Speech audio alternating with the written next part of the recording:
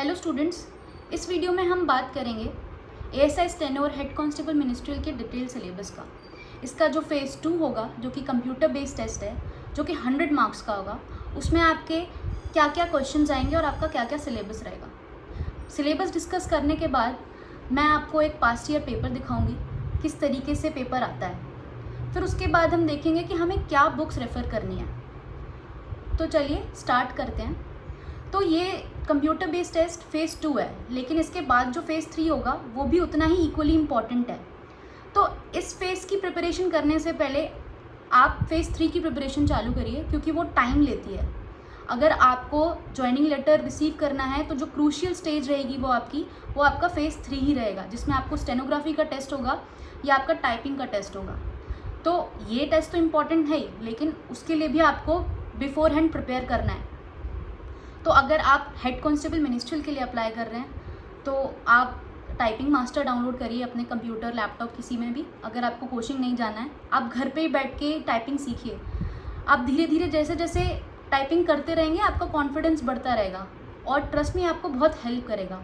और अगर आप एएसआई स्टेनो के लिए अप्लाई कर रहे हैं तो कोशिश करिए आपके नज़दीकी कोई एक ऐसी कोचिंग सेंटर हो जहाँ पे स्टेनोग्राफी सिखाई जाती हो, या फिर आप इवन यूट्यूब पे भी सर्च कर सकते हैं। ऐसे बहुत सारे चैनल्स हैं जो स्टेनोग्राफी सिखाते हैं। मैं उन चैनल्स का लिंक आपको डिस्क्रिप्शन बॉक्स में दे दूँगी। तो फेज़ 3 भी बहुत इंपॉर्टेंट है। फेज़ 2 की प्रिपरेशन के साथ साथ या उससे पहले आप फेज़ 3 की प्रिपरेशन स्टार्ट कर दीजिए। तो चलिए हम बात कर रहे हैं फेज़ 2 की। तो फेज़ 2 जो कि हमारा कंप्यूटर बेस्ड टेस्ट है, उसमें हमारा जो सेक्शन 1 रहेगा उसमें हमारी लैंग्वेज आएगी। तो लैंग्वेज या तो इंग्लिश होगी या फिर हिंदी होगी। अब मान लीजिए आप इंग्लिश सिलेक्ट करते हैं, तो इंग्लिश जब आप सिलेक्ट करेंगे तो इंग्लिश में आपका क्या क्या सिलेबस रहेगा। तो देखिए, जैसे इसमें पहला दिया हुआ है स्पॉट द एरर। तो जो भी सेंटेंस आपका होगा उसमें आपको एरर डिटेक्शन करना पड़ेगा। जो नेक्स्ट आएगा fill in the blanks, synonyms, homonyms और एंटोनिम्स। अच्छा, सिनोनिम्स और एंटोनिम्स लोगों को यूजुअली पता रहते हैं, लेकिन होमोनिम्स लोगों को नहीं पता रहते हैं। होमोनिम्स होते हैं ऐसे शब्द जिनका प्रोनाउंसिएशन सेम रहता है, हालांकि उनकी मतलब और उनकी जो स्पेलिंग्स होती हैं वो अलग होती हैं। जैसे कि प्लेन या प्लेन, देखिए दोनों शब्दों का प्रोनाउंसिएशन सेम है, लेकिन ऊपर वाले प्लेन का मतलब अलग है और नीचे वाले प्लेन का मतलब अलग है। ऊपर वाले प्लेन का मतलब है समतल और नीचे वाले प्लेन का मतलब है एरोप्लेन। तो ये होमोनिम्स होते हैं। उसके बाद हम बात करेंगे, जो नेक्स्ट टॉपिक है वो है स्पेलिंग डिटेक्टिंग। मतलब आपको कोई भी एक वर्ड दिया होगा, उसकी स्पेलिंग सही है या गलत है। मिसस्पेल्ड वर्ड्स वही आपको बताना होगा कि करेक्ट स्पेलिंग है या नहीं है। इडियम्स एंड फ्रेजेस आएंगे। आपका वन वर्ड सब्स्टिट्यूशन रहेगा। वन वर्ड सब्स्टिट्यूशन के बाद इम्प्रूवमेंट ऑफ सेंटेंस दिया होगा, उसको आपको करेक्शन करना होगा। एक्टिव पैसिव वॉइस आएगी। डायरेक्ट इनडायरेक्ट नरेशन आएगा। शफलिंग, जिसको हम जम्बलिंग बोलते हैं, जम्बलिंग ऑफ सेंटेंस, वो आएगा। अब शफलिंग ऑफ सेंटेंस, एक पैसेज दिया जाएगा, उसमें शफलिंग कराई जाएगी सेंटेंसेस की। फिर आपका क्लोज पैसेजेस आएंगे और आपका कॉम्प्रिहेंशन पार्ट आएगा, जो कि आपका रीडिंग कॉम्प्रिहेंशन होता है। ये तो हुआ इंग्लिश का पार्ट। और अगर आप हिंदी चूज़ कर रहे हैं तो हिंदी भाषा में क्या आएगा आपका, हिंदी भाषा की सामान्य जानकारियाँ, जो बेसिक आपको हिंदी की नॉलेज थोड़ी बहुत है वो पूछी जाएगी। इसमें पूरी व्याकरण आएगी। वर्णमाला आपको पता होना चाहिए। तत्सम तद्भव शब्द आपको पता होने चाहिए। पर्यायवाची आएंगे, विलोम शब्द आएंगे, अनेकार्थी आएंगे। वाक्यांशों के स्थान पर एक शब्द, जिसको हम वन वर्ड सब्स्टिट्यूशन भी बोलते हैं। समरूपी भिन्नार्थक शब्द आएंगे। अशुद्ध वाक्यों को शुद्ध करना होगा। लिंग पहचानना, वचन, कारक, सर्वनाम, विशेषण, क्रिया, काल, वाच्य, अव्यय, उपसर्ग, प्रत्यय, संधि, समास, विराम चिन्ह, ये सारे जो भी आपका व्याकरण का पार्ट है वो आएगा। मुहावरे, लोकोक्तियाँ, रस, छंद, अलंकार। इसके बाद अपठित बोध, कवि के द्वारा कौन सी उनकी प्रसिद्ध लेखिका थी, उन्होंने क्या लिखा है, वो रचनाएं आएंगी। और हिंदी भाषा में किसको क्या पुरस्कार मिले और विविध, ये सब हिंदी के सिलेबस में शामिल होगा। ये तो हुआ सेक्शन 1, जिसमें से या तो आप इंग्लिश चूज़ कर सकते हैं या आप हिंदी। तो आपका जो भी पार्ट स्ट्रॉन्ग है आप वो लीजिए, जिस पे आपकी पहले से कमांड है और आप उसको इम्प्रूव कर सकते हैं। तो या तो आप इंग्लिश लीजिए या आप हिंदी लीजिए। फिर हम बात करते हैं सेकंड सेक्शन, जो कि 20 मार्क्स का होगा, जनरल इंटेलिजेंस। जनरल इंटेलिजेंस में अब क्या होगा, इसमें दोनों तरीके के क्वेश्चन आएंगे, वर्बल और नॉन वर्बल टाइप, मतलब वर्बल और नॉन वर्बल रीजनिंग इसमें आएगी। फिर जैसे इसमें एनालॉगी, नंबर एनालॉगी हो गई या सिंबल एनालॉगी होगी, वो आएगी। अब ये क्या होता है, मैं अभी जब आपसे पेपर डिस्कस करूँगी तो मैं आपको बताऊँगी। फिगर एनालॉगी आएगी, स्पेस ओरिएंटेशन आएगा, सिमेंटिक क्लासिफिकेशन होगा, वेन डायग्राम होगा, आपका फिगर क्लासिफिकेशन होगा, पंच्ड होल पैटर्न होगा, जैसे कि एक पेज को कट किया गया है, उसमें अलग अलग होल्स बनाए गए हैं, तो उसको ओपन करेंगे आप तो किस तरीके का फिगर दिखेगा। एम्बेडेड फिगर पूछा जाएगा, फिगरल सीरीज, क्रिटिकल थिंकिंग आपकी देखी जाएगी, प्रॉब्लम सॉल्विंग देखी जाएगी, emotional intelligence, word building, social intelligence, coding और डिकोडिंग और बाकी के अदर टॉपिक्स।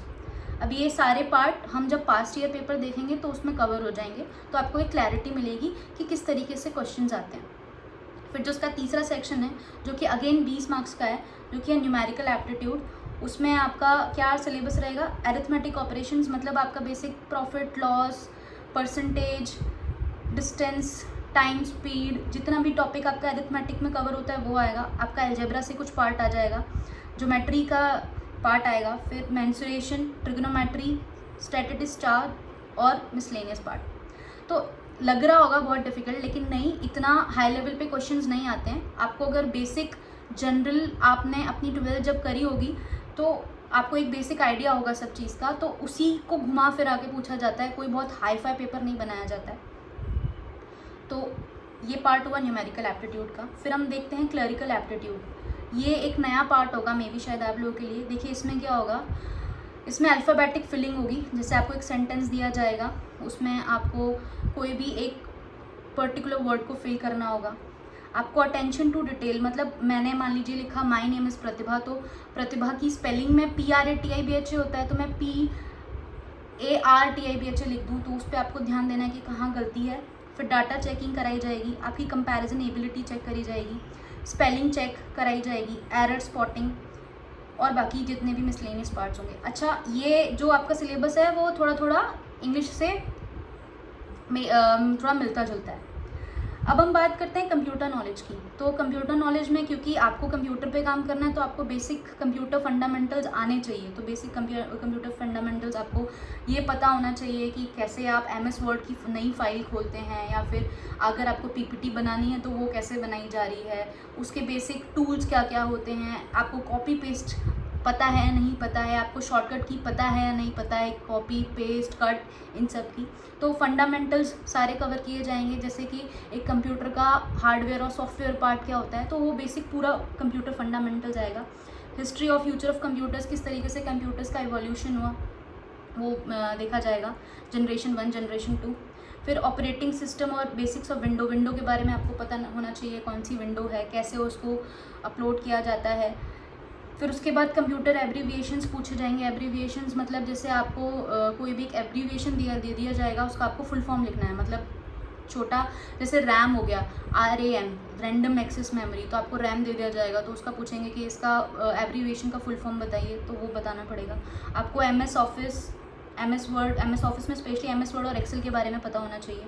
फिर शॉर्ट कीज़, जो मैंने अभी आपको बताया, आपको पता होना चाहिए शॉर्ट कीज़ क्या होती हैं। जैसे कि कट के लिए शॉर्ट की आपकी Ctrl+X है। फिर उसके बाद कंप्यूटर कम्युनिकेशन और इंटरनेट और मिसलेनियस, मतलब आपको इंटरनेट के बारे में थोड़ा बहुत आइडिया होना चाहिए कि कौन सा सर्च इंजन होता है, गूगल क्या है, जीमेल पे अकाउंट कैसे बनाते हैं, तो वो बेसिक कंप्यूटर नॉलेज है। तो ये तो हुआ हमारा सिलेबस वाला पार्ट। अब जब हमारा सिलेबस कवर हो जाएगा, आपके लिए सबसे पहले इवन चेकिंग दी सिलेबस, उससे पहले आपको देखना है कि कैसे पास्ट ईयर का पेपर दिया गया। तो ये मैंने लास्ट ईयर का पेपर डाउनलोड किया है, जो कि 17-18 जून 2023 में हुआ था। ये हेड कांस्टेबल मिनिस्ट्रियल का है। तो लगभग क्या होता है ना, सिमिलरी सिलेबस है, तो सिमिलरी पेपर रहता है। आप देख सकते हैं 1 आवर एंड 40 मिनट्स का टाइम है। अच्छा, सबसे पहले हम बात करते हैं इंग्लिश लैंग्वेज की। तो यहाँ पे इंग्लिश लैंग्वेज में जो सबसे पहला क्वेश्चन दिया हुआ है वो कौन सा दिया हुआ है, ये आपको जम्बल्ड ऑर्डर दिया हुआ है, जम्बल्ड ऑर्डर। इसमें आपको 4 सेंटेंसेस दिए हैं और उसको आपका करेक्ट ऑर्डर फाइंड करना है, ठीक है। तो ये हो गया पहला क्वेश्चन। दूसरे क्वेश्चन में आप देखेंगे कि जो अंडरलाइन वर्ड है उसका मतलब क्या है। तो मतलब वही आपको सिनोनिम और एंटोनिम पता होने चाहिए। जैसे इसमें पूछा है, इसने अपोजिट वर्ड बताना है, तो मतलब एंटोनिम्स पूछ रहा है, तो वो आपको बताना है। तीसरा क्वेश्चन भी आपको पूछ रहा है इसमें सिनोनिम, पिछले वाले में एंटोनिम पूछा था, इसमें सिनोनिम पूछ रहा है, तो इंडस्ट्रीज का सिनोनिम आपको पता होना चाहिए। फिर उसके बाद ये जो चौथा क्वेश्चन है ये सब्स्टिट्यूशन है कि she is junior with me by 3 years। तो विद को कौन सा एक पर्टिकुलर सही वर्ड है जो आप उसको सब्स्टिट्यूट करेगा, तो 2 हो गया, she is junior to me by 3 years। ये हो गया सब्स्टिट्यूशन वाला पार्ट, ये भी अगेन सब्स्टिट्यूशन वाला क्वेश्चन है। फिर उसके बाद यही एंटोनिम सिनोनिम आपको पता होने चाहिए। ये जम्बल्ड ऑर्डर जो हमने पहले देखा, 4 सेंटेंसेस दिए हैं, आपको करेक्ट फॉर्म पता करना है। ये फिल इन द ब्लैंक्स हो गया, आपको पूरा एक पैराग्राफ जैसा दिया हुआ है, आपको fill in the blanks 2 options दिए हैं और दोनों ऑप्शंस में क्या कौन सा सही वर्ड फिट हो रहा है आपको वो देखना है।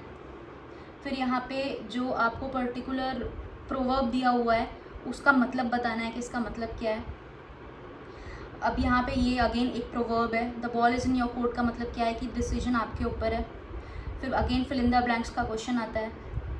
फिर यहाँ पे देखिए मिसस्पेल्ड वर्ड, अब इसने क्या किया, यहाँ पे पूरा एक सेंटेंस दिया है, इसमें आप देखेंगे ढंग से, आपको बहुत माइन्यूटली देखना पड़ेगा, कहीं अंडरलाइन नहीं है, इसने बताया हुआ नहीं है कि ये वाला जो आपका वर्ड है वो गलत है, तो आपको ये ढंग से पूरी लाइन पढ़नी है। तो अगर आप देखेंगे तो देखिए टॉकेटिव गलत दिया हुआ है, टॉकेटिव की स्पेलिंग TALKATIV होती है जो कि सही है। अब आप इजीली डिटरमाइन नहीं कर पाएंगे अगर आप जल्दी जल्दी पढ़ रहे होंगे, तो आपको बहुत केयरफुली मिसस्पेल्ड वर्ड को देखना है, क्योंकि वो अंडरलाइन करके नहीं देगा कि ये वाला वर्ड गलत है, वो आपको खुद देखना पड़ेगा।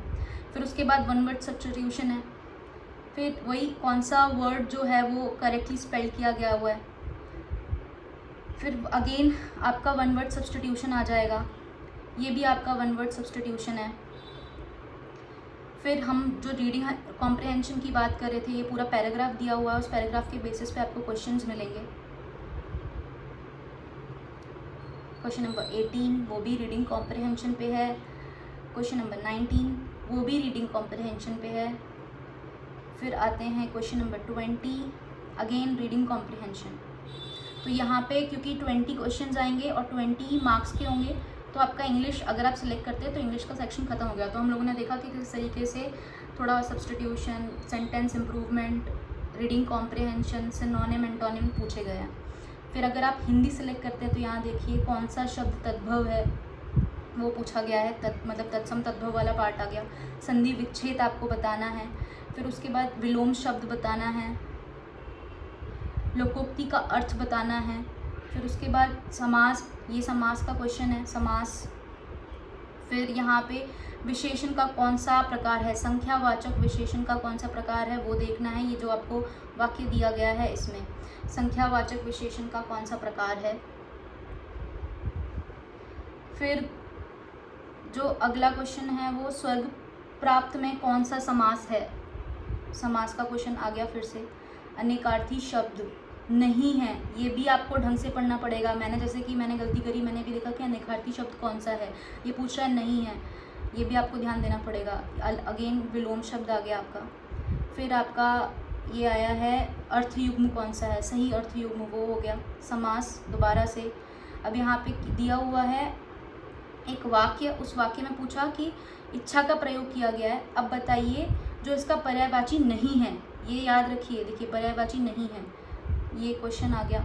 फिर उसके बाद यहाँ पे है जो विधि या कानून के विरुद्ध हो, मतलब वही जो वाक्यांश है उसके लिए एक अर्थ बताना है हमें। फिर यहाँ संधि, फिर से संधि आ गई, यहाँ पे रिक्त स्थान की पूर्ति करनी है। फिर मुहावरा आ गया, आपको मुहावरा देखना है, क्या मुहावरा पूछा गया उसका क्या सही अर्थ होगा। फिर जैसे आपको इंग्लिश में रीडिंग कॉम्प्रिहेंशन है, ऐसे हिंदी में आपका पूरा एक कॉम्प्रिहेंशन वाला पार्ट आएगा, उससे आपके 4 क्वेश्चंस होंगे। तो 17, 18, 19 और 20, ये पूरा वाला पार्ट जो है, मतलब 4 क्वेश्चंस एक पूरे कॉम्प्रिहेंशन से थे। ठीक, ये हो गया हिंदी वाला पार्ट, मतलब अभी हमारा एक सेक्शन कंप्लीट हुआ है। अब हमारा जो दूसरा सेक्शन है जो कि जनरल इंटेलिजेंस है वो हम देखेंगे उसमें क्या पूछा गया है। अब जैसे ये हिंदी में मैंने पेपर डाउनलोड किया है, आप चाहें तो इंग्लिश में पेपर डाउनलोड कर सकते हैं। जनरल इंटेलिजेंस मतलब हम इसको थोड़ा रीजनिंग भी बोल सकते हैं, जो रीजनिंग हमसे पूछी जाती है। अब इसमें आप हिंदी में आप इस क्वेश्चन को देखिए, इसमें बोल रहा है कि नीचे 4 शब्द युग्मों में से कोई 3 एक समान है और एक नहीं है, तो वो आपको बताना है। फिर उसके बाद आपका जो दूसरा है, इसमें आपसे पूछा गया है कथन और निष्कर्ष, मतलब स्टेटमेंट और अजम्पशन। आपने जब रीजनिंग की प्रिपरेशन पहले कभी करी होगी तो आपने उसमें ऐसे क्वेश्चंस देखे होंगे। फिर उसके बाद आपका यहाँ पे समीकरण ज्ञात करना है आपको, अलग अलग, जैसे एंड को हमने प्लस कहा है या फिर डॉलर को हमने मल्टीप्लाई कहा है, तो उसके बाद इसका क्या अर्थ निकलेगा वो बताना है। फिर उसके बाद जो अगला क्वेश्चन है ये इसमें एक रीजनिंग की पज़ल है। ये पज़ल देखिएगा आप, इसमें पज़ल के बेसिस पे आपका आंसर निकलेगा। फिर ये आपका डाइस वाले क्वेश्चंस जो होते हैं, जो आप पासा जिसको हम बोलते हैं, पासा वाला क्वेश्चन है ये, कि इसके अपोजिट पासे पे कौन सा चिन्ह होगा, वो वाला क्वेश्चन है। फिर उसके बाद आपको ये सीरीज़ पूरी करनी है, ठीक है। फिर उसके बाद आपको अलग अलग लेटर्स के लिए कूट दिए गए हैं, फिर वो क्वेश्चन जो भी पूछ रहा है उसके अकॉर्डिंग आपको आंसर बताना है। यहाँ पे ये जिस तरीके से हम रीजनिंग सीजीएल वगैरह के लिए प्रिपेयर करते हैं, तो वहाँ पे हमने ऐसे क्वेश्चंस देखे होंगे सीजीएल के लिए या फिर बैंक के लिए, कि जो इसमें कथन दिया और जो निष्कर्ष है वो सही है या नहीं है, वो उसका आंसर आपको बताना पड़ेगा। फिर यहाँ पे जो नेक्स्ट क्वेश्चन है, आपको ये पूरी सीरीज़ पूरी करनी है। इसमें अल्फ़ाबेट और न्यूमेरिक दोनों सीरीज़ मिला के दी हुई हैं, है ना, तो वो देखना है आपको, ये भी आपको आना चाहिए। फिर उसके बाद हम बात करते हैं, ये देखिए जो हम बोल रहे थे पेपर फोल्डिंग वाला, ये क्वेश्चन है आपका पेपर फोल्डिंग। इसने पेपर को फोल्ड किया हुआ है और फिर यहाँ से काटा है, फिर पूछा है कि जब इसको हम ओपन करेंगे तो कैसा दिखेगा। तो ये पूरा पार्ट आपका रीजनिंग वाला है। अगर आप देखेंगे तो ये रीजनिंग, जैसे ये हो गया मिरर इमेज वाला पार्ट हो गया। मिरर इमेज, इसकी कैसी प्रति बनेगी अगर हम इसको शीशे के थ्रू देखेंगे, मिरर के थ्रू देखेंगे। फिर एक ये कथन वाला और निष्कर्ष वाला क्वेश्चन हो गया। ये बेसिक आपका कि ये स्थान, इसको हमने इनटू बोला है, प्लस को हमने माइनस बोला है, तो उत्तर ज्ञात कीजिए। उसके बाद हम देखेंगे कि ये एम्बेडेड फिगर है, छुपा हुआ एम्बेडेड फिगर, ये छुपा हुआ फिगर है इसमें। फिर हम देखते हैं वही आगे क्या सही संख्या होगी वो चुननी है हमें। फिर ये इसमें कोडिंग डिकोडिंग वाला जो पार्ट है, कैट को इसने 314 लिखा है, डिक को इसने 497 लिखा है, तो बताइए पीरियड को क्या होगा, तो ये कोडिंग डिकोडिंग वाला पार्ट हो गया। फिर ये सीरीज़ कंप्लीशन वाला पार्ट हो गया, सीरीज़ कंप्लीशन, कैसे आगे सीरीज़ बढ़ रही है, ठीक है, ये हो गया। फिर उसके बाद आपका जो है ये आखिरी क्वेश्चन, वही संख्या प्रतीक दिए हैं, उनके कूट दिए हैं, तो आपको बताना है कि इस समूह के लिए कूट क्या होगा। फिर हम देखते हैं, अभी ये वाला पार्ट ख़त्म हो गया हमारा जनरल इंटेलिजेंस वाला, जिसके 20 क्वेश्चन थे। अब हमारा जो नेक्स्ट पार्ट है वो है न्यूमेरिकल एप्टीट्यूड। न्यूमेरिकल एप्टीट्यूड मतलब वही आपका गणित में आपको देखिए, जैसे कि कोई भी एक दो कार हैं, एक इतनी स्पीड से चल रही है, एक इतनी स्पीड से चल रही है, तो उनका अनुपात ज्ञात करना है। तो ये देखिए, ये किलोमीटर पर आवर में दिया है, ये मीटर पर सेकंड में दिया है। पहले आपको इनकी यूनिट सेम करनी पड़ेंगी, फिर आपको ये निकालना पड़ेगा। कई लोग क्या करते हैं 60:5 कर देंगे, नहीं, इसका ध्यान रखना है। पहला क्वेश्चन ये हो गया स्पीड डिस्टेंस टाइम का। फिर दूसरा ये हो गया एज, आयु का क्वेश्चन हो गया। आप क्वेश्चन देख सकते हैं, मैं ये PDF जो है वो अपने डिस्क्रिप्शन बॉक्स में अटैच करूँगी, आप उसको वहाँ से गो थ्रू कर सकते हैं। फिर ये आपका होगा ज्योमेट्री का क्वेश्चन,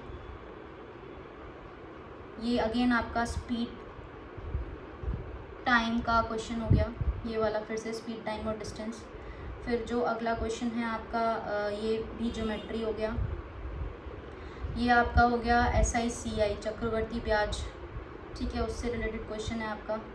अब आपका ये क्या हो गया, ये हो गया आपका एवरेज, औसत वाला क्वेश्चन हो गया आपका, ठीक। उसके बाद हम देखते हैं ये अगेन स्पीड टाइम डिस्टेंस, फिर ये ज्योमेट्री वाला पार्ट, फिर स्पीड टाइम, अच्छा नहीं ये स्पीड टाइम नहीं है,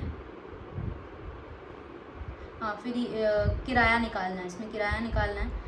ये आप नॉर्मली निकाल सकते हैं। अगर मैं इतने किलोमीटर इतने रुपए से चल रहा हूँ तो अगले इतने किलोमीटर कितने रुपए से चलूँगा, वो वाला पार्ट है। यहाँ पे ये हो गया आपका प्रॉफिट और लॉस और प्रॉफिट का सवाल हो गया, ये लाभ और हानि का। फिर यहाँ पे यही वापस से लॉस और प्रॉफिट का सवाल है, ठीक है। ये वाला है आपका स्पीड टाइम डिस्टेंस का, फिर से 13वां स्पीड टाइम डिस्टेंस का। फिर से है आपका ये 14, ये आपका हो गया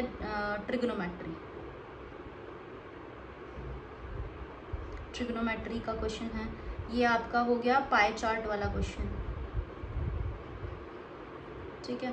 पाई चार्ट क्वेश्चन के बाद नेक्स्ट क्वेश्चन जो आता है ये आपका LCM और HCF वाला, LCM और HCF का क्वेश्चन हो गया।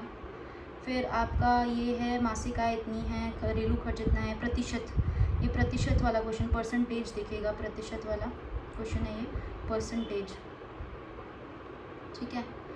फिर हम बात करते हैं, ये ज्योमेट्री से ही रिलेटेड क्वेश्चन है, ठीक है। फिर अगेन लास्ट क्वेश्चन जो है आपका परसेंटेज होगा।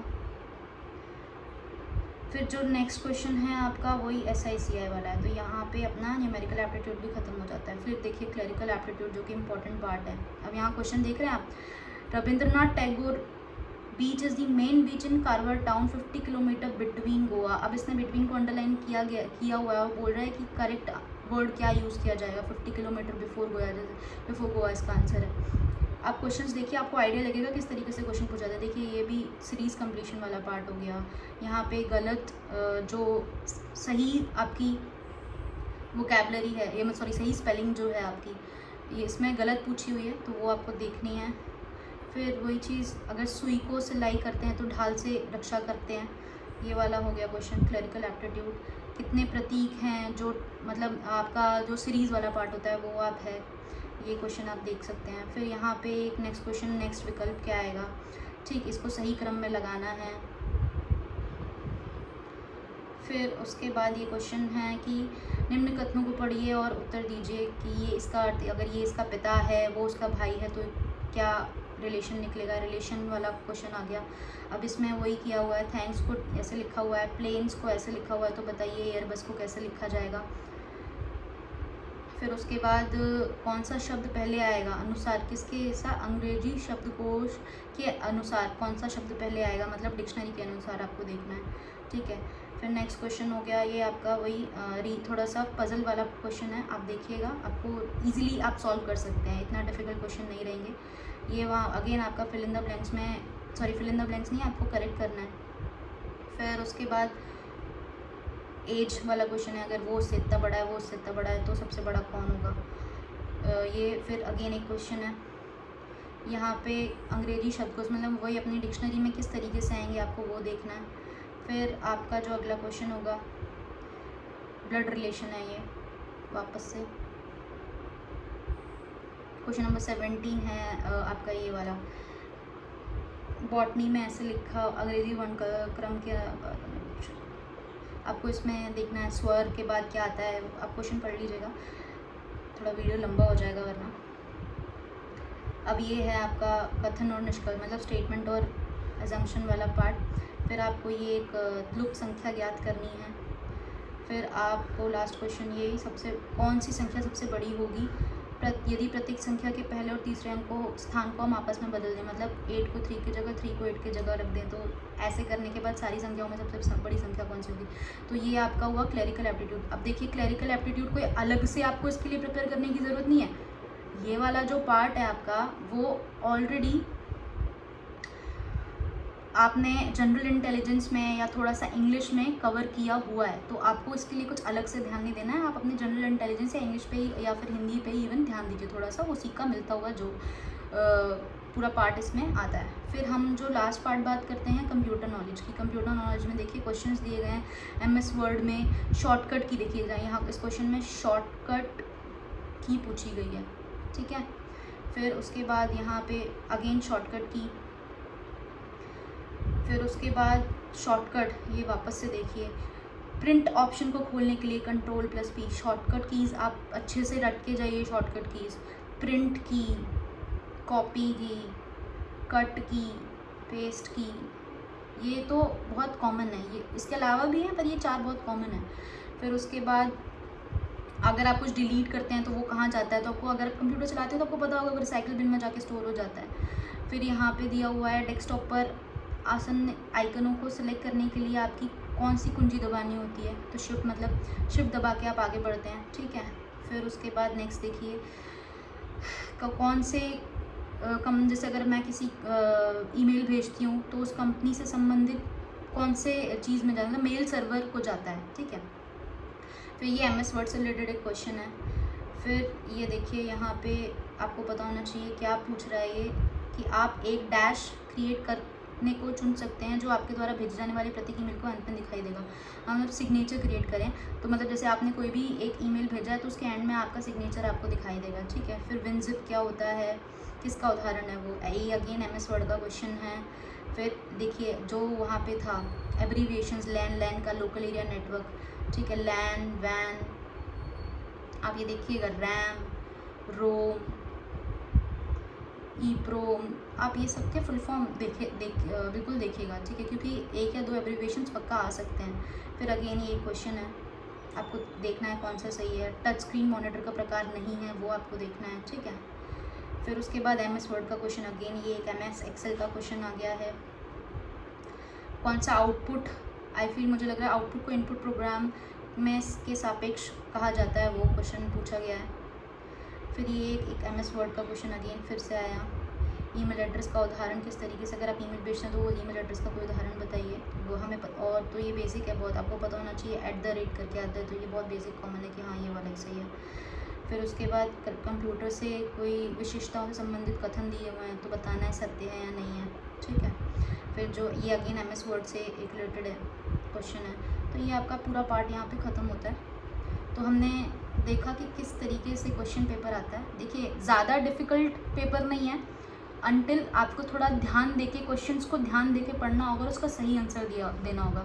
कहीं नहीं लिखा होगा और आप उसको अपोजिट मार्क करके आ रहे हैं तो सिली मिस्टेक्स होने की बहुत चांसेस होती हैं, क्योंकि टाइम कम होता है, क्वेश्चन ज़्यादा हैं। हर एक चीज़ को बहुत आराम से पढ़िएगा और अपना थोड़ी स्पीड को मेंटेन करके रखिएगा, एक्यूरेसी को मेंटेन रखिएगा, और आई एम श्योर आप पेपर इजीली क्लियर कर पाएंगे।